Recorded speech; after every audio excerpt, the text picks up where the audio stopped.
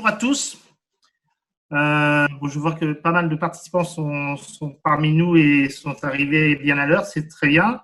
Donc, je remercie bien sûr les agriculteurs et tous les partenaires et tous les participants à cette conférence.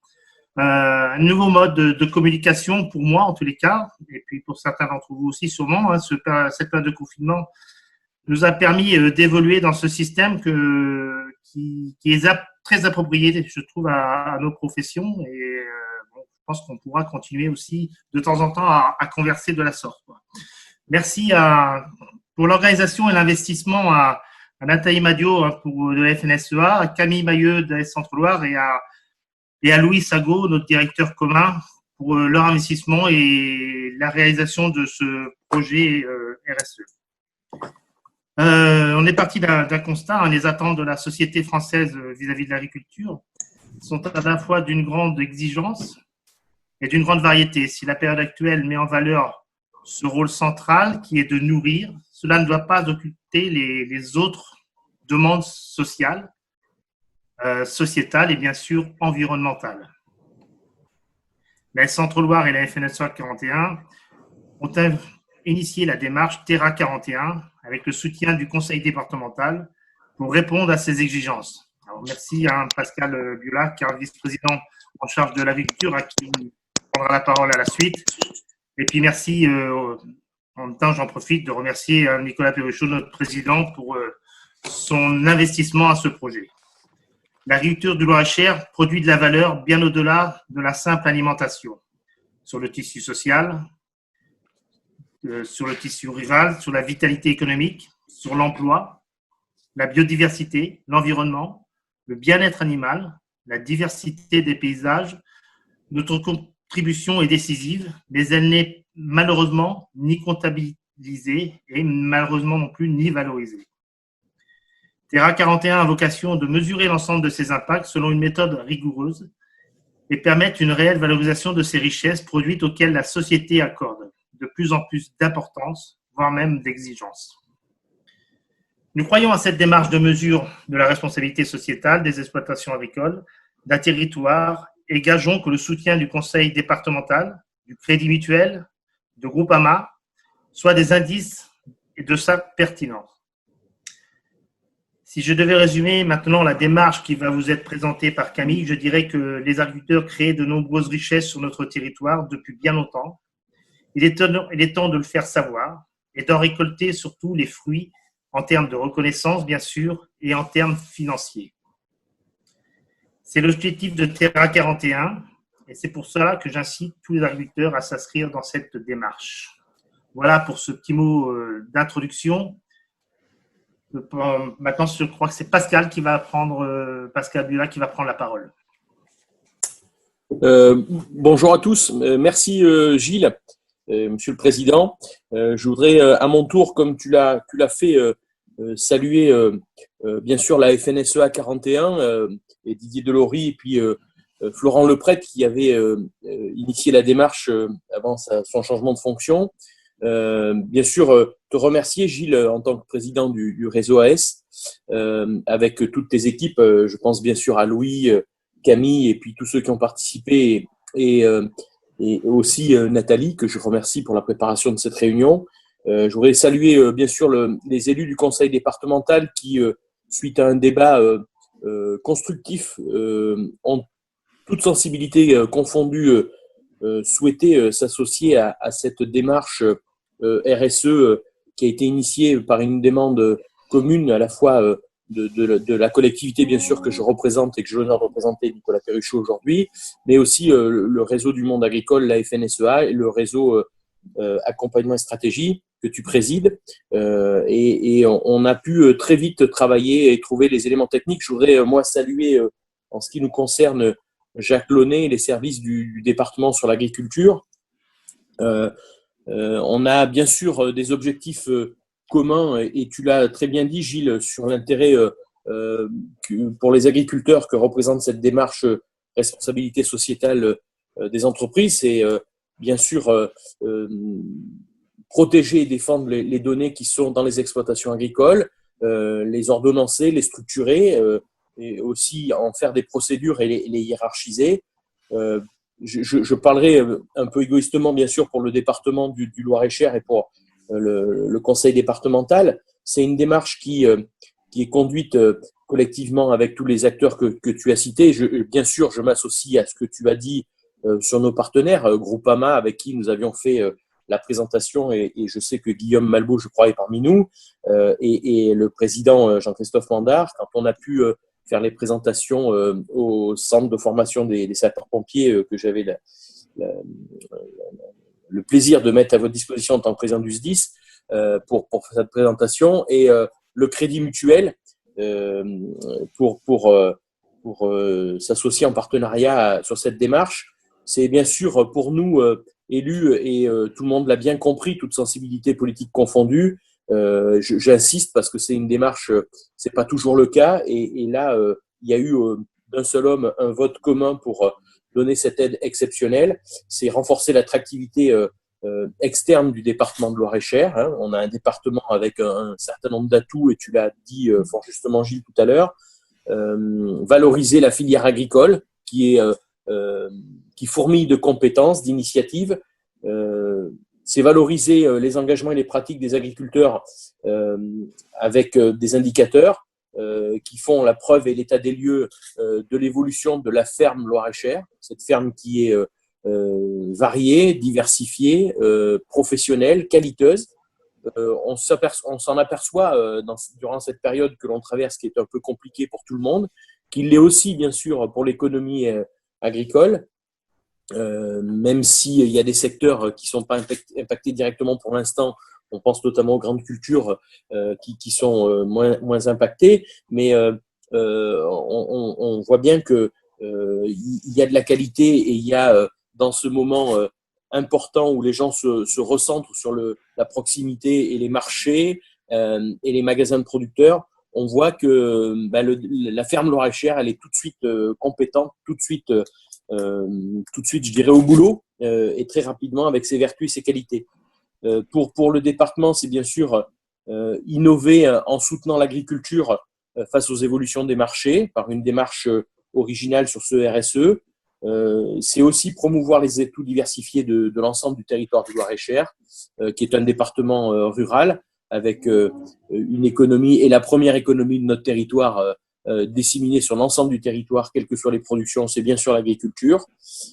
C'est intervenir dans notre rôle politique sur le développement agricole, malgré la loi NOTRe, puisque la loi NOTRe, vous savez, ne nous donne pas compétence, et on nous l'a rappelé il y a quelque temps dans les colonnes des médias de la PQR locale.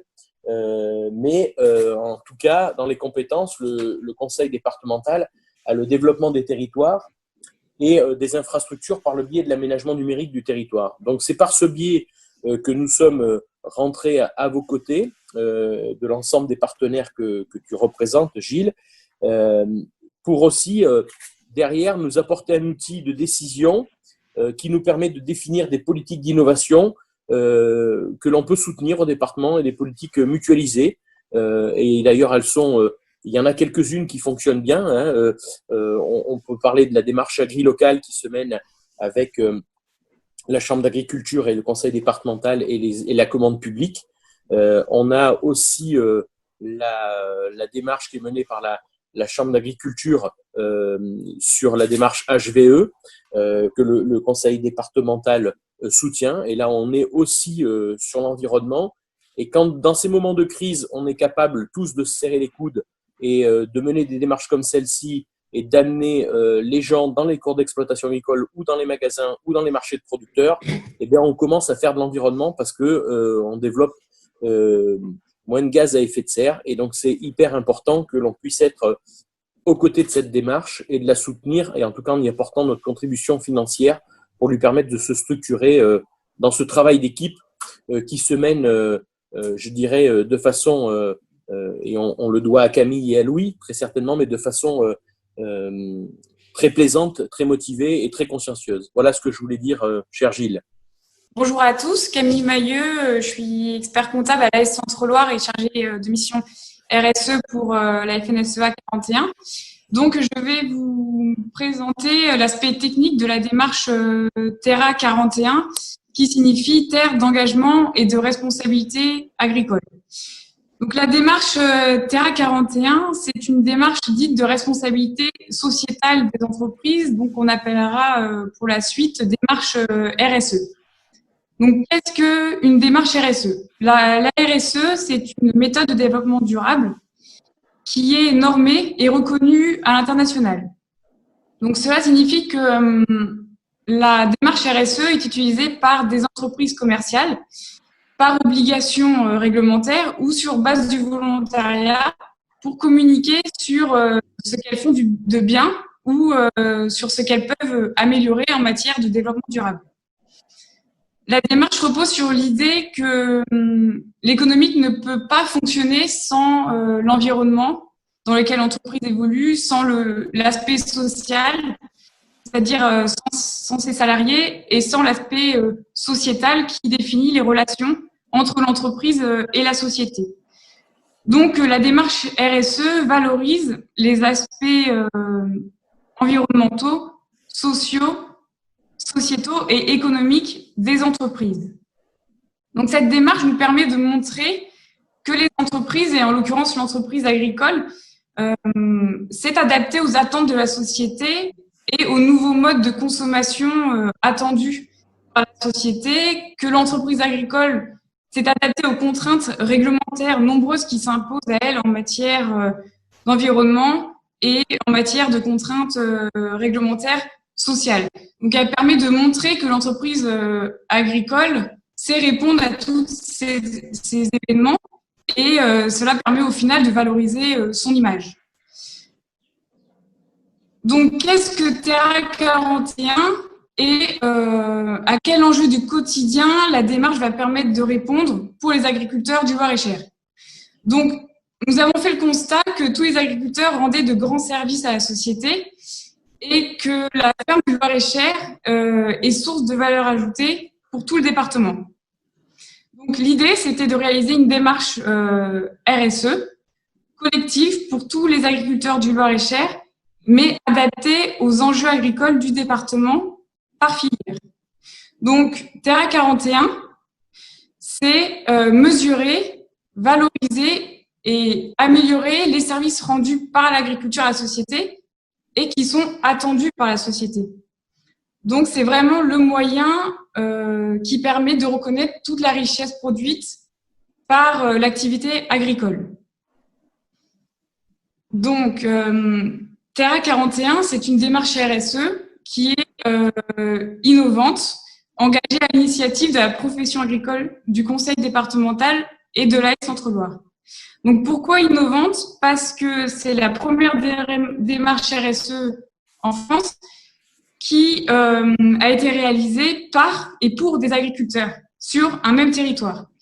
C'est une démarche innovante parce qu'elle est collective, c'est-à-dire qu'elle répond aux enjeux individuels des agriculteurs. Chaque agriculteur va conduire sa propre démarche individuelle, mais va participer aussi à l'intérêt collectif puisque nous arriverons à regrouper et à consolider toutes les informations RSE qui proviendront des adhérents à cette démarche Terra 41.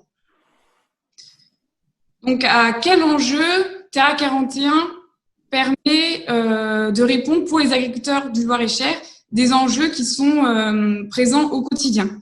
Donc, nous avons relevé 6 enjeux pour lesquels Terra 41 permet de rendre service. L'enjeu sociétal. Donc, c'est vraiment l'idée que l'agriculteur, vous devez reprendre votre place de chef d'entreprise et de citoyen aux yeux de tous. Un enjeu économique, parce que la démarche RSE, c'est une démarche d'entreprise, c'est un vrai outil de gestion, un outil de pilotage de votre activité. Cela permet d'avoir en fait une vision globale de votre entreprise agricole et de mettre en avant une performance durable. C'est pour nous l'occasion de mettre en relief les aspects financiers, les aspects économiques avec les aspects environnementaux. Donc, par exemple, savoir expliquer les relations entre l'économique et la gestion de l'énergie, l'économique avec la gestion des sols, avec la gestion des salariés. C'est vraiment l'occasion de se poser des bonnes questions et d'avoir une vision globale sur son exploitation. Par exemple, est-ce que on pourrait se poser la question, est-ce qu'une entreprise qui a des accidents du travail est une entreprise qui est durable? Est-ce qu'une entreprise qui maximise la qualité est une entreprise durable? Tout cela paraît évident, mais cette démarche RSE permet de concrétiser toutes ces réponses au travers d'indicateurs que l'on va mesurer et mettre en avant au sein d'une communication structurée. Il y a un aspect commercial. Bien évidemment, la démarche RSE, c'est mettre en avant votre engagement en matière de développement durable, montrer que en tant qu'entrepreneur agricole, vous êtes responsable et conscient des attentes de la société. Donc, c'est l'occasion de développer de nouvelles opportunités commerciales. Ça va être aussi bien sur un aspect individuel pour des circuits courts, comme par exemple la restauration collective, les restaurants individuels, la vente directe, mais aussi d'un point de vue collectif pour valoriser votre travail auprès des partenaires commerciaux, et ça d'un point de vue collectif. Il y a un enjeu social qui est la valorisation des actions de l'exploitation en matière d'emploi, de sécurité, de formation et de bien-être au travail. Donc là, l'objectif, c'est de montrer que l'entreprise agricole valorise l'emploi au niveau local et met en place toutes les actions pour promouvoir l'emploi. Il y a un enjeu territorial qui est la participation au développement du territoire. Terra 41, c'est le moyen de renouer le dialogue avec les collectivités territoriales, avec les communes, avec les voisins, avec les consommateurs. Et le dernier enjeu, qui n'est pas le moindre, c'est l'enjeu marketing. C'est le moyen pour vous de se réapproprier votre communication, de réduire le fossé qui a pu se creuser entre les consommateurs et les agriculteurs. C'est le moyen de lutter contre l'agriculture. Pourquoi? Parce que avec Terra 41, nous allons vous donner les moyens de structurer votre communication en matière de développement durable et que cette communication soit comparable dans le temps, adaptée aux enjeux de la filière agricole et adaptée au territoire. Et c'est aussi un autre point qui est très important. Terra 41, c'est une démarche RSE qui a été conçue par et pour les agriculteurs. Donc, les données issues des actions RSE de la part des agriculteurs sont conservées par les agriculteurs pour que ce soit vous qui les mettiez en avant. Donc, avec Terra 41, vous intégrez une démarche collective qui est dédiée aux agriculteurs, mais c'est aussi une approche individuelle et nous vous mettons à disposition des indicateurs de performance environnementale, sociale, qui sont adaptés à chaque métier d'agriculture.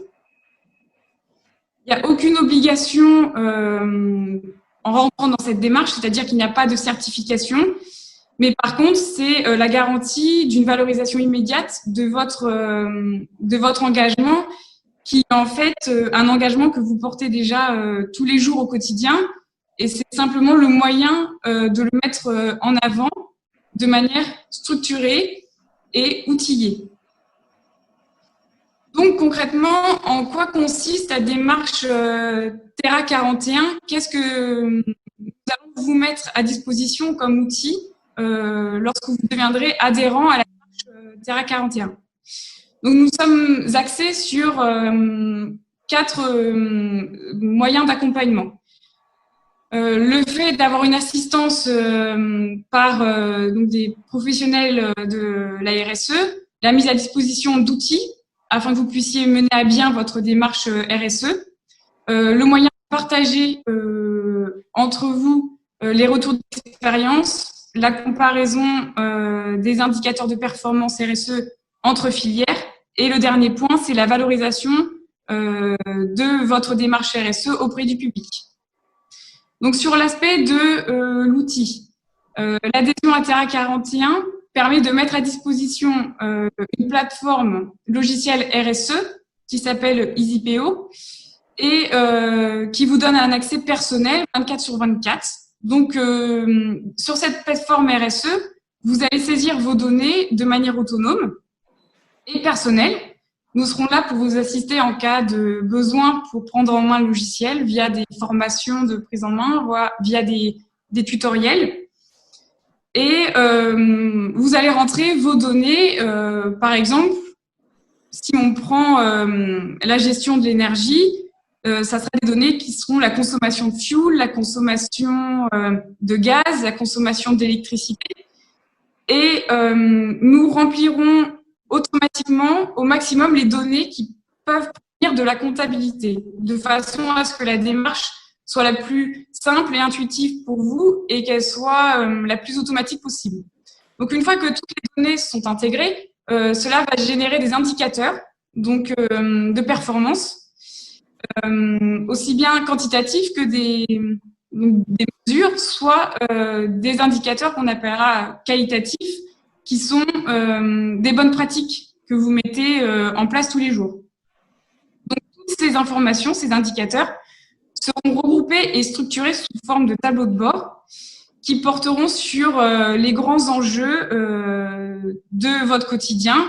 Donc, aussi bien la gestion de l'énergie, gestion des sols, qualité des produits, protection des productions végétales, gestion des déchets, gestion de l'eau. Et ces tableaux de bord sera aussi bien un outil de gestion au quotidien qu'un moyen de communication, puisque ces tableaux de bord seront au final présentés sous la forme d'un rapport A4, pour lequel nous vous consacrerons 30 minutes d'analyse afin de vous assister dans votre vision globale en termes de développement durable. Donc, l'autre point, c'est la valorisation de votre démarche grâce au kit de communication que l'on vous mettra à disposition.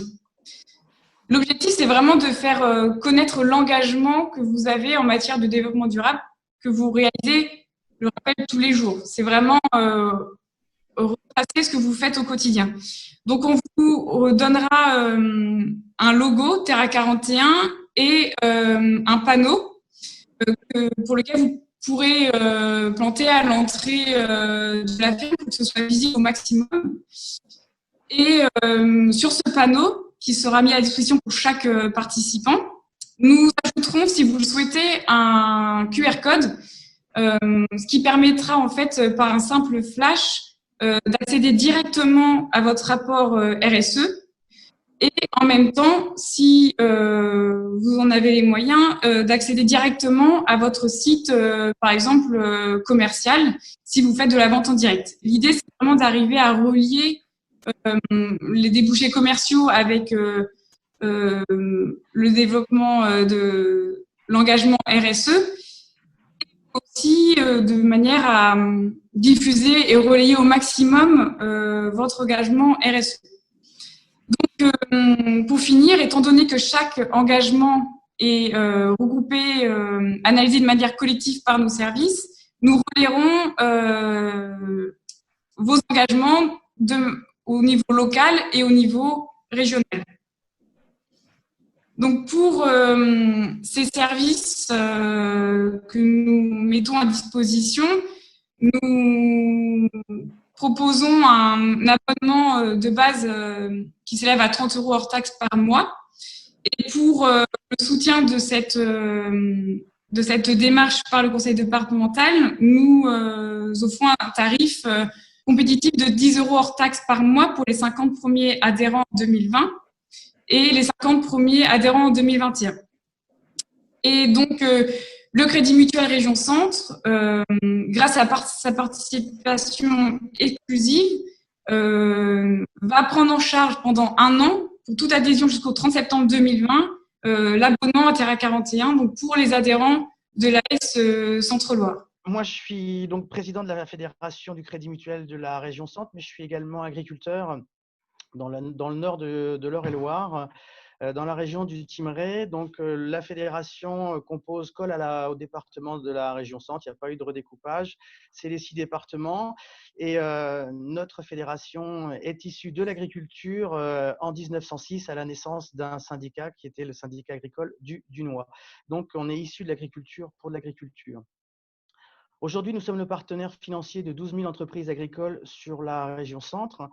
Et pour notre groupe Crédit Mutuel, au niveau national, la démarche RSE, c'est une démarche que le groupe a engagée il y a déjà de plusieurs années. Alors, je veux juste quelques mots sur notre démarche RSE pour vous faire le lien après avec l'agriculture. Comme entreprise coopérative et mutualiste, notre rôle, il est d'être utile et au service de nos concitoyens et de notre environnement. Et par contre, comme banque, il nous appartient d'évaluer et de maîtriser les risques de l'avenir. Bien évidemment, la lutte contre le changement climatique constitue le croisement évident de ces deux exigences. Alors, c'est un enjeu majeur pour un groupe bancaire tel que le nôtre et qui requiert toute notre attention. On connaissait depuis quelques années, depuis de nombreuses années, les stress tests financiers émis par la BCE, puisque nous sommes passés sous contrôle de la Banque centrale européenne. Et on découvrait depuis cette année, qui nous avait été annoncé par la Banque centrale européenne également, les stress tests climatiques. Alors, on a la capacité à traverser une période complexe telle que celle que nous vivons actuellement. Mais par contre, ce que je peux vous dire, c'est que j'ignore ce que pourrait être le bilan de groupes bancaires tels que les nôtres et les autres banques de la place dans un contexte de chaos climatique. Je vous donne juste un exemple, l'impact financier des assureurs australiens lors de l'épisode des incendies. Alors, nous sommes engagés à prendre en compte dans la conduite de l'ensemble de nos activités ces enjeux environnementaux, économiques et sociaux, et ça constitue un des axes majeurs de notre plan stratégique. Concrètement, ça se traduit par un accompagnement de la décarbonation de notre société. Alors, c'est des actes forts tels que l'arrêt de financement des entreprises qui produisent des hydrocarbures, ce qu'on appelle les gaz de schiste, les pétroles bitumineux, les centrales à charbon, mais c'est aussi l'accompagnement pour ces entreprises dans une transformation. Mais c'est aussi la réduction de notre empreinte carbone. Et quand je dis réduction de notre empreinte carbone, ce n'est pas compensation, parce que bon nombre d'entreprises, ce n'est pas du tout une critique, mais peuvent aussi faire le choix d'aller planter des arbres dans des pays en voie de développement pour contribuer au bilan carbone. Et puis également quelque chose de fort, c'est la réduction de notre empreinte carbone personnelle, l'augmentation aussi des projets à financement à fort impact climatique de 30%. Donc ça, c'est acté pour 2023, donc c'est des engagements forts. Ce qu'il faut prendre conscience et ce qui va toucher notre monde agricole également, c'est qu'aujourd'hui, nous, en tant que banque, on a aujourd'hui des comptes à rendre et on va devoir en rendre. La question, c'est est-ce que ce qu'on en a écrit, c'est réellement ce que l'on a fait? Et ça, ce sont des vrais sujets qui sont pris aujourd'hui par les ONG, par les médias, et il faut de la cohérence dans ce qu'on fait. En fin d'année dernière, il y a eu une campagne médiatique de la part de beaucoup d'ONG justement sur les entreprises polluantes. On n'a pas été épinglé par toute cette campagne de presse. Ce n'est pas parce qu'on a été oublié, c'est parce qu'il y a déjà un peu plus de 12 mois, 14 mois, on avait acté ces engagements personnels au niveau de notre groupe. Alors, une chose est certaine, c'est qu'on doit être un acteur utile et engagé pour toutes les grandes transformations de notre société. Et pour nous, en tant que banque, il en va de la qualité de notre signature. Quand je parle de signature, c'est la qualité derrière de notre financement, notre notation, notre solidité, ce que notent les agences de notation type Standard & Poor's, Moody's et compagnie. Et je terminerai sur les défis qu'attendent les 5 grands défis qu'attendent les banques en 2020. Vous allez comprendre pourquoi. Le premier, vous n'allez pas être surpris, c'est la persistance des taux bas. C'est difficile de fonctionner quand l'argent vaut zéro. On dit souvent que l'argent pas cher coûte cher. Une concurrence déloyale sur les règles comptables américaines, internationales. Américaine, c'est un lapsus un peu révélateur. C'est un peu le président américain. Il faut comprendre une chose avec Donald Trump, c'est que c'est important, très important d'écouter attentivement tout ce qu'il dit et le croire par contre seulement pendant 24 heures. Ensuite, le troisième risque, c'est les risques climatiques. Donc, et ça, ce n'est pas nouveau de l'épisode qu'on traverse là, c'est quelque chose qui a été annoncé en fin d'année, c'est un risque qu'on a intégré dans nos bilans. Le quatrième, c'est la menace grandissante des géants de la tech, donc ça, je ne vais pas vous surprendre. Et puis le cinquième, qui est extrêmement important, c'est les cyberattaques qui sont de plus en plus menaçantes. Si je reviens sur l'agriculture, je ne vais pas rien vous apprendre, mais la plupart des Français n'ont jamais visité une exploitation agricole. Ils ignorent complètement la pénibilité de ce métier et pourtant, lorsqu'ils ont vu un reportage de quelques minutes à la télé, il est jugé plus crédible que le discours d'un ingénieur agronome qui a travaillé toute sa vie pendant une trentaine d'années sur sur des sujets qui nous concernent. Il suffit juste de voir le dossier glyphosate, on n'arrive pas à trouver une réflexion rationnelle sur le sujet. Pourtant, on considère qu'il est normal de se nourrir et d'avoir accès à une alimentation de qualité, et tout cela pour un prix complètement modique. L'autre problème qu'on a dans l'agriculture, c'est qu'on est de moins en moins nombreux, donc on pèse de moins en moins lourd. Et il faut arriver à expliquer aujourd'hui comment travaille un éleveur, comment travaille un céréalier, quel produit, pourquoi est-ce qu'il est sur une moissonneuse de 300 000 €, mais peut-être qu'il l'a à 3, enfin, puis les produits, les traitements, etc. Donc, c'est énorme le travail de communication. Et on a tout un travail d'éducation à faire sur le sujet pour montrer, je dirais, l'agriculture réelle dans sa complexité, dans sa diversité, pourtant à une population, je dirais, qui est a priori favorable, mais par contre qui ne connaît pas du tout le sujet. Alors, notre fonctionnement, dans notre fonctionnement agricole, on est aussi le contributeur à l'émission des gaz à effet de serre, mais on est aussi une formidable source de solutions avec les sols, parce que vous n'êtes pas sans savoir, c'est quand même de véritables puits de carbone. Ça, il ne faut pas l'oublier, c'est vraiment une des pistes qu'il faut favoriser. Et collectivement, il y a une chose qui est certaine, c'est qu'on doit tout mettre en œuvre pour pouvoir avoir une agriculture qui soit écologiquement saine, économiquement viable et socialement juste et humaine. Voilà un petit peu ce que je voulais vous dire. C'est notre engagement responsable, en gros, et cette transition qui nous a amené à soutenir au plus près cette démarche que vous avez, cette excellente démarche, je dirais, que vous avez initiée par la FNSEA 41 et puis la Centre-Loire. Et enfin, je voulais vous dire, c'est que votre projet, il est bon. Il est bon, il est bien monté, je vous l'ai dit. Et il va dans le sens des valeurs qui sont portées par le Crédit Mutuel. Et c'est pour toutes ces raisons que je vous ai évoquées qu'on est ravis de vous accompagner et que moi, en tant qu'agriculteur, j'en suis absolument convaincu.